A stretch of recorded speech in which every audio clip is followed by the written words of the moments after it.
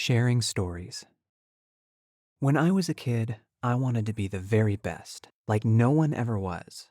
To catch them was my real test. To train them was my cause. For those who haven't the slightest idea what I'm talking about, allow me to direct you to what is estimated to be the highest grossing media franchise of all time, Pokemon. Yes, I was one of those kids, a card-carrying, literally, I collected the trading cards, Pokemon obsessive freak. In my defense, though, I was definitely not alone. Pokemon was a staple for a ridiculous number of kids growing up in the late 90s, early aughts. I still vividly remember my first exposure to what could only be described as a global phenomenon.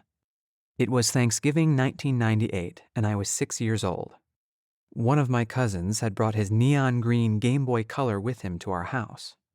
I spent the majority of the evening watching over his shoulder as he played this incredibly cool game in which his character traveled around in search of unique creatures with amazing powers that he could collect, train, and battle. That game was Pokemon Red. Shortly before he had to go home, he let me give the game a try, which, in hindsight, was an unbelievably generous move for a preteen boy. Within moments of playing, I was hooked. I knew that I needed this game more than anything. Fast forward to Christmas that same year.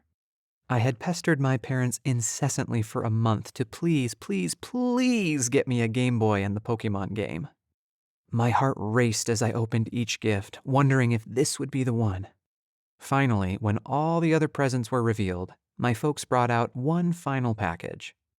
My eyes grew to the size of Pokeballs and a huge grin split my face because I just knew. Sure enough, as I tore through the wrapping paper, the most beautiful Pokemon-themed Game Boy Color, complete with a copy of the new Pokemon Yellow version, rested in my hands. My own Pokemon journey had begun. Over the years, my love of Pokemon grew exponentially. As I mentioned above, I collected the trading cards and was even nerdy enough, surprise, surprise, to play the trading card game now and then. I watched the Pokemon anime series on TV, read novelizations of the show's episodes, got every new version of the game as they were released, kept a notebook in which I'd draw existing or create new Pokemon, and once even coerced my dad into winning me a knockoff Pikachu stuffed animal at the fair. My obsessive personality undoubtedly played a role in all of this, but I was all in. As I've gotten older and my interests have shifted to other franchises or topics, no less fanatically, just ask my wife about my compulsive love of all things Marvel, my die-hard love for Pokemon certainly waned. Don't get me wrong, I've maintained a fondness in my heart for the little creatures, and I've vaguely kept up with where the franchise is at out of pure nostalgia, but I'm definitely not the obsessive freak I once was. There are over 900 of them now, with more on the way, after all. Okay, Tyler's a big nerd. I already knew that. Old news. Why am I listening to this? Apologies, let me get to the point. Recently, one of our daughter's best friends discovered Pokemon for the first time, and by association, so has our daughter. I honestly didn't think it would be something that would capture her attention. She tends to be more into the Disney princesses. So I was surprised when she started telling me how much she enjoyed pretending to be Pikachu or Charmander when she played with her friend.